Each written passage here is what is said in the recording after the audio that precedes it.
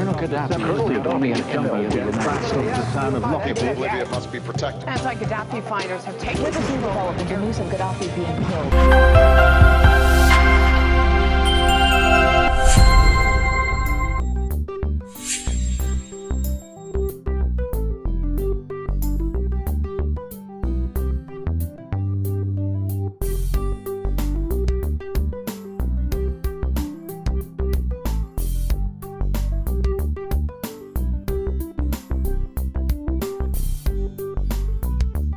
लिबिया उत्तर Africa जो सब खां वधीक अमीर मुल्क रहियो आहे। ओपेक जे अरब मुल्कनि खां पोइ लिबिया ऐं वेनेज़ुएला दुनिया जे वधि में वधि तेल पैदा कंदड़ मुल्क आहिनि। लिबिया जी क़बीलाई सोच खे नज़र में रखंदे कज़ाफ़ीअ 1969 वारे इनक़लाब खां पोइ डायरेक्ट डेमोक्रेसी यानी सिधी जमहूरियत जा बुनियाद विधा, जंहिं मुताबिक़ हर शहर ऐं ॻोठ में आम माण्हुनि जूं इनक़लाबी काउंसिलूं जोड़ियूं वियूं, जंहिं तहत हुकूमती निज़ाम खे बिना इलेक्शन जे अवामी सतह ताईं विरहायो वियो। कज़ाफ़ीअ पारां अरब वेढ़ाक तहरीकुनि जी खुलियल मदद सबबि ओलह जे मुल्कनि लिबिया मथां पाबंदियूं मढ़े छॾियूं। पाबंदियुनि बावजूदि लिबिया में कज़ाफ़ी हर माण्हूअ खे तइलीम ऐं सिहत जूं मुफ़्त सहूलियतूं फ़राहम कंदो रहियो।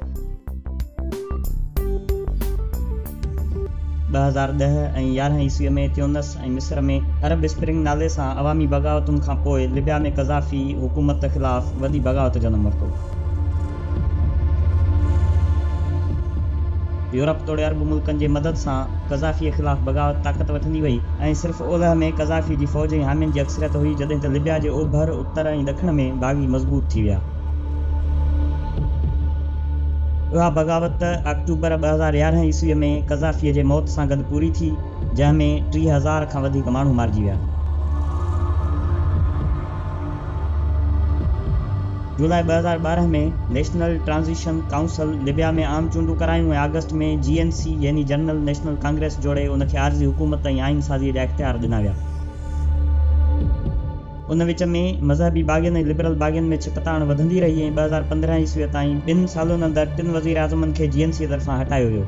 ॿीहर इलेक्शन कराइण खां पोइ काउंसिल ऑफ डिप्टीज़ जोड़ी वई, पर GNC ते क़ाबिज़ मज़हबी बाग़ी ग्रुपनि इख्तियार नई हुकूमत खे ॾियण खां इनकार करे छॾियो, जंहिं खां पोइ ॿीहर खाना जंगी शुरू थी वई, जेका अञा ताईं हलंदड़ आहे।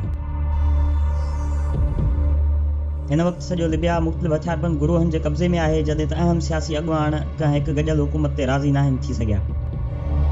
सेप्टेंबर 2016 ईस्वीअ में अक़वाम मुतहिदा पारां ॿिन्ही हुकूमतुनि यानी काउंसिल ऑफ डिप्टीज़ ऐं GNC जे विच में ॻाल्हियूं कराइण खां पोइ टीं हुकूमत नेशनल यूनिटी गवर्नमेंट जोड़ी वई, जेका अॼु ॾींहं ताईं को ख़ासि हुकूमती असर नथी रखे ऐं लिबिया में ईअं हिकु वक़्त में 3 हुकूमतूं कमु करे रहियूं आहिनि। ओलह लिबिया में अक़वाम मुतहिदा पारां जोड़ियल हुकूमत तरफ़ां कंट्रोल हासिल करण में वॾी रुकावट अॻूणो लिबियन नेशनल आर्मीअ जो अॻुवान जनरल ख़लीफ़ा हफ़्तार आहे।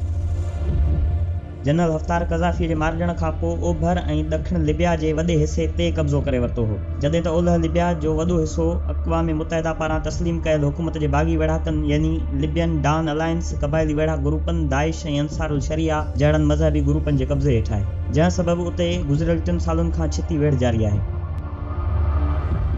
उहो ई सबबु आहे जो कज़ाफ़ी जे मारिजण बैदि 6 सालनि खां पोइ बि लिबिया जूं हालतूं दुरुस्त न थी सघियूं आहिनि। लखे माण्हू वेढ़ सबबु लिबिया छॾे यूरोप रवाना थी विया आहिनि। गुज़िरियल 1 साल में दाइश लिबिया जे ओलह वारनि इलाइक़नि में पंहिंजो कब्ज़ो वधीक मज़बूत कयो आहे, जंहिं मां लॻे पियो त जेकॾहिं लिबियाई बाग़ी लिबिया खे मज़बूत सियासी मुतबादिल फ़राहम करण में नाकाम वञनि था, त लिबिया ईंदड़ कुझु वक़्त में दाइश जे इराक़ ऐं शाम में शिकस्त खां पोइ हिकु नओं ठिकाणो थी साम्हूं ईंदो।